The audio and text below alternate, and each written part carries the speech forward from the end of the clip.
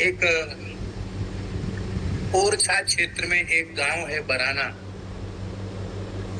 वहां एक पहाड़ पर मंदिर है श्री राधा मुरली मनोहर, बहुत प्राचीन ठाकुर जी हैं।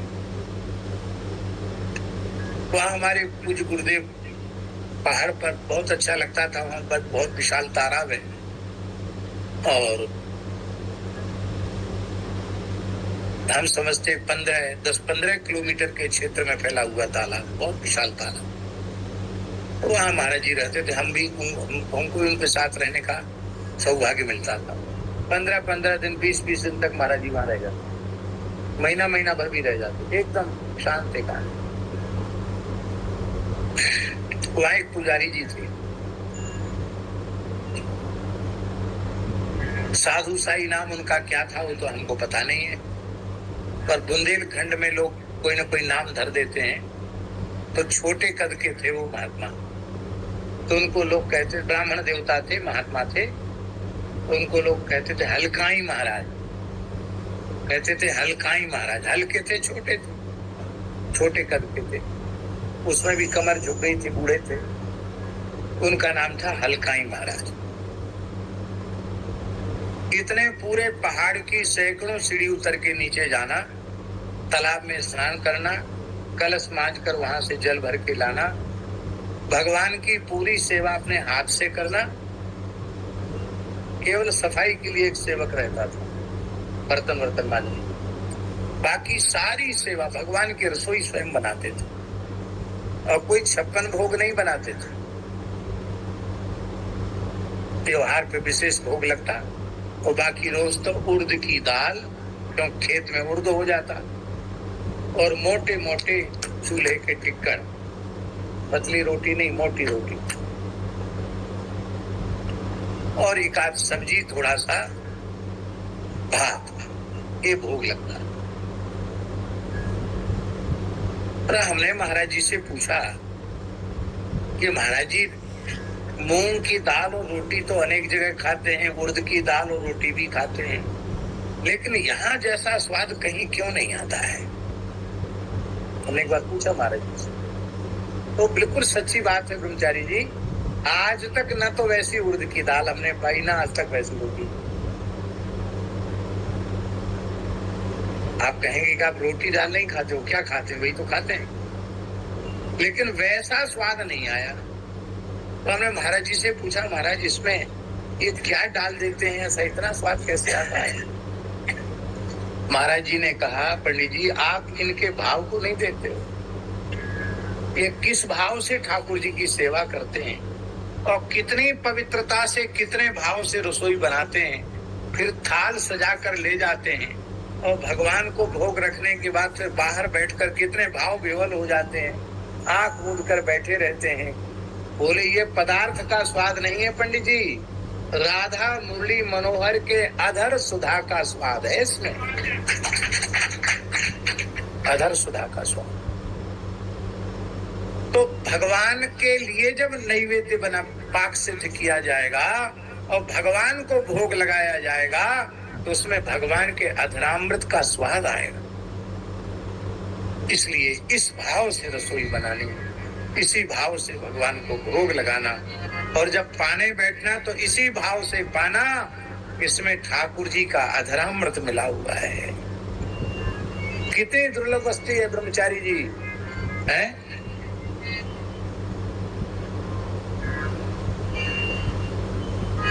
लाल जी का अधरामृत ये प्रिया जी का सर्वस्व है, प्रिया जी का अधरामृत लाल जी का सर्वस्व है।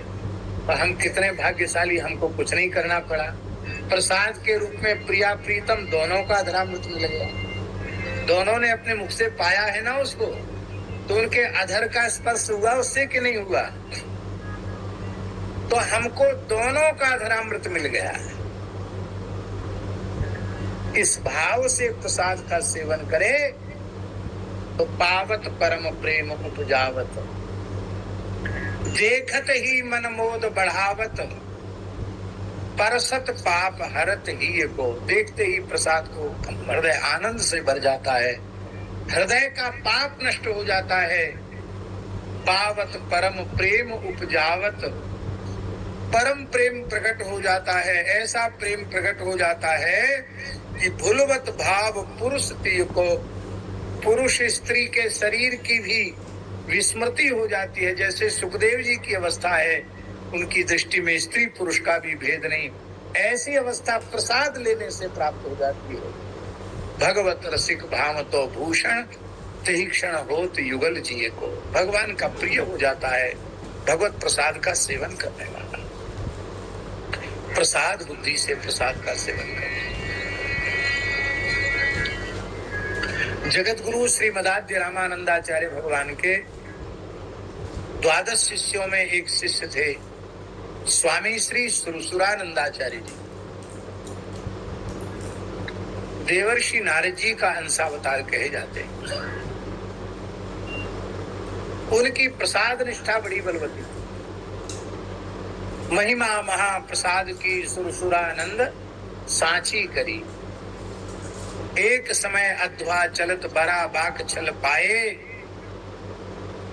पाछे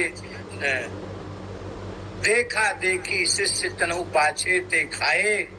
तिन पर स्वामी खिजे बमन कर बिन विश्वासी, तन तैसी परतच्छ भूमि पर कीनी राशि। सुरसुरी सुवर पुन उद गले पुह प्रेन तुलसी हरी, महिमा महाप्रसाद की सुरसुरानंद सांची करी। सुरसुरानंदाचार्य जी महाराज जा रहे थे। प्रसाद में उनकी बड़ी निष्ठा थी। तो कुछ म्लेच्छों ने हिंदुओं का, संतों का, ब्राह्मणों का धर्म भ्रष्ट करने के विचार से अपना भेष बदल लिया।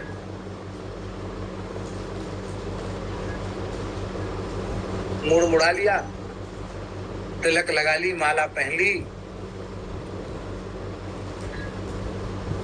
और दही बड़ा, बढ़िया दही बड़ा, ऊपर से खूब हरी हरी तुलसी रख ली। महाराज भगवान का प्रसाद लीजिए, प्रसाद लीजिए।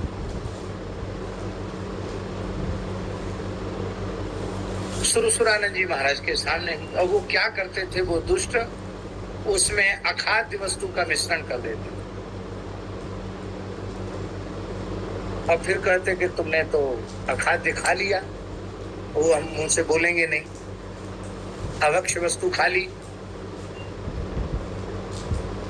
और तुम धर्म भ्रष्ट हो गए। ऐसे लोगों को धर्म भ्रष्ट करते थे। सुरसुरानंदाचार्य जी के साथ वही चल किया। अब उनकी प्रसाद निष्ठा, प्रसाद शब्द का उच्चारण कर दे तो वो साष्टांग प्रणाम करते थे। उन्होंने सुना कि भगवत प्रसाद है तो लौट कर साष्टांग प्रणाम किया और ऊपर से तुलसी दल लिया, मंजरी युक्त तुलसी वो मुख में ले लिया और एकदम भाव विभोर हो गए। वाह वाह, आज भगवान का प्रसाद मिल गया। पदार्थ नहीं लिया, वो दही बड़ा नहीं खाया, केवल ऊपर की हरी हरी मंजरी युक्त तुलसी मुख में रखी। अब वो तो आगे बढ़ गए, चेले पीछे से आए। शिष्य तो आओ महाराज, बोले हमारे गुरु महाराज यहाँ, बोले हाँ यहीं से गए। उन्होंने भी पाया, हाँ हाँ खूब पाया। तो देखा देखी शिष्य तनहु पाछे थे खाए। गुरुजी ने तो केवल तुलसी दल लिया था और चेलों ने भरपेट दही बड़ा खाया। और दही बड़ा है ही ऐसी चीज, पंगत में दही बड़ा मिल जाए तो लोग रुचि से खाने वाले और सब की ओर ताकना देखना बंद कर देते हैं, क्योंकि दही बड़ा तो दही बड़ा है। एक पंडित जी से पूछा शुक्लाम वरधरम देवम का अर्थ क्या है? पंडित जी बोले दही बड़ा अर्थ है। शुक्लाम वरधरम देवम, सफेद दही की चादर उड़ लेता है, क्या कहना। शुक्लाम वरधरम देवम शशि वर्णम, ऐसे लगता मानो पूर्णिमा का चंद्रमा। चतुर्भुजम, चतुर्भुजम माने चतुर लोगों का भोजन। चतुर लोग पूरी साग नहीं खाते, दही बड़ा ही खाते हैं। चतुर्भुजम, और ऐसा सुंदर दही बड़ा सामने आ जाए तो प्रसन्न बदनम ध्यायेत, और पेट में चला जाए तो सर्व विघ्नोपशांत। ये अर्थ नहीं है इसका, लेकिन वो पंडित जी ऐसे ही थे, उन्होंने ऐसे ही अर्थ किया। तो दही बड़ा लोगों को रुचिकर लगता है, लोगों ने खाया। गंगा किनारे चल रहे थे, आगे पहुंचे तो सुरसुरानंदाचार्य जी योग बल का आश्रय लेकर चलते थे, तो उनकी गति तीव्र थी, बाकी शिष्य पीछे रह जाते थे। गुरु महाराज बैठे थे आसन से, शिष्य आए, कहा दूर रहो, तुम लोग सब धर्म भ्रष्ट हो गए। कौन बनाने वाला है, किस देवता को भोग लगाया गया है, क्या सामग्री पड़ी हुई है, इसका विचार किए बिना तुमने क्यों खाया?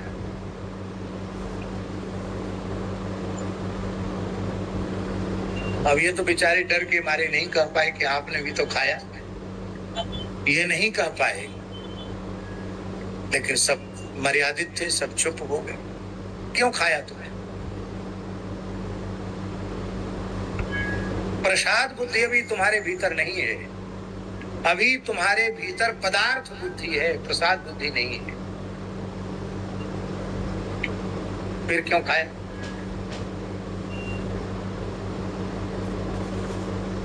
वमन करो, गंगा जल पियो, गंगा जी तो तट था ही, गंगा जी का जल पियो, और कुंजल करो। कुंजल करके सब उगलवाया, वमन किया, तो उसमें मांस के टुकड़े निकले। अब तो वे सब सन्यासी थे, वो सब आत्मग्लानि से भर गए, बोले रे राम राम राम राम, इतना बड़ा पाप हो गया, अब क्या होगा?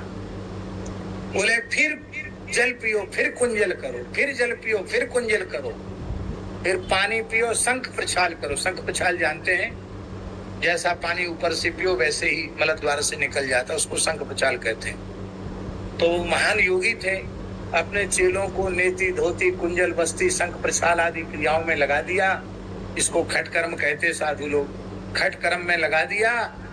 और महाराज वो तो उनकी हालत खराब हो गई खटकर्म करते करते। आखिर उनके मन में आ गया कि गुरुजी चुपचाप बैठे, हमसे कहते बार बार पानी पियो, उल्टी करो, बमन बेरेचन सब हमको कुल कर्म हमारे करवा दिए, और ये खुद मुस्कुरा के बैठे, खुद खाए डकार तक नहीं लेते हैं। मन में उनके आ गए। तो उनके मन की बात सुरसुरानंदाचार्य जी ने जान ली। उन्होंने कहा तुम लोग अभी भी शुद्ध नहीं हुए, क्योंकि तुम यदि शुद्ध होते तो तुम्हारा गुरु के प्रति अशुद्ध भाव नहीं होता। हमारे प्रति जो तुम्हारा अशुद्ध भाव है, इससे पता चला कि अभी भी अशुद्धि तुम्हारे भीतर है।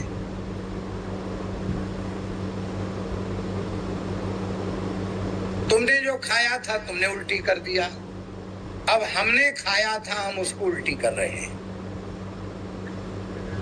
अब देखिए, खाया गया था सवेरे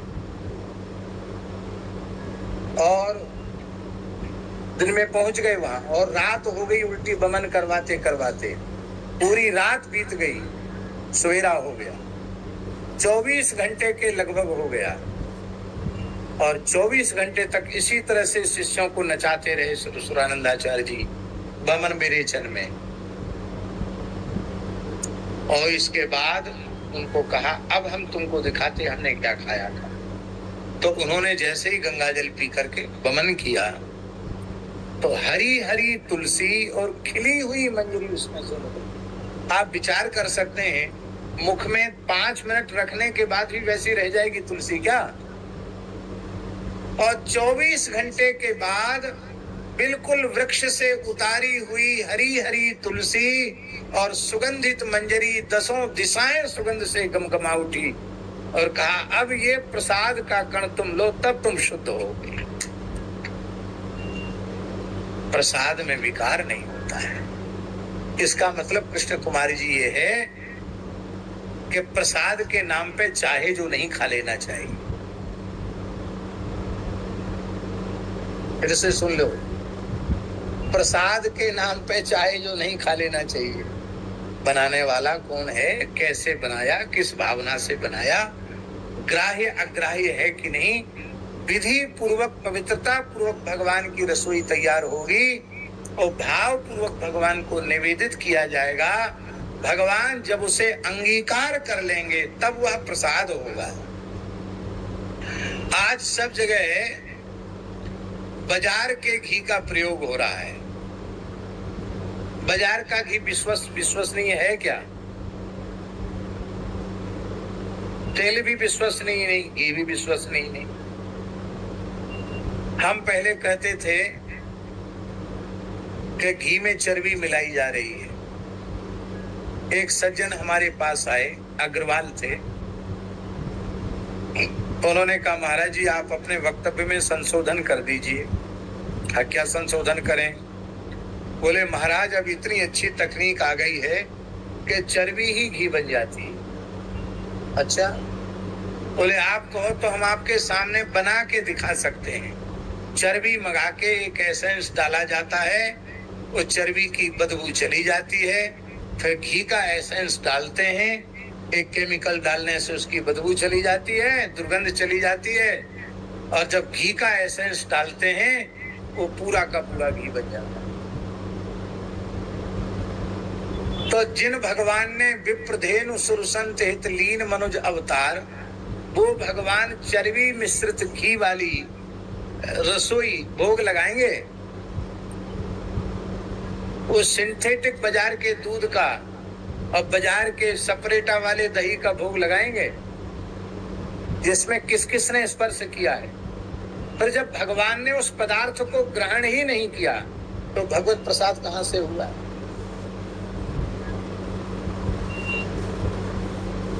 ये कोरी भावुकता की बातें नहीं है। इसी को विवेक कहते हैं। बिनु सत्संग विवेक न हो।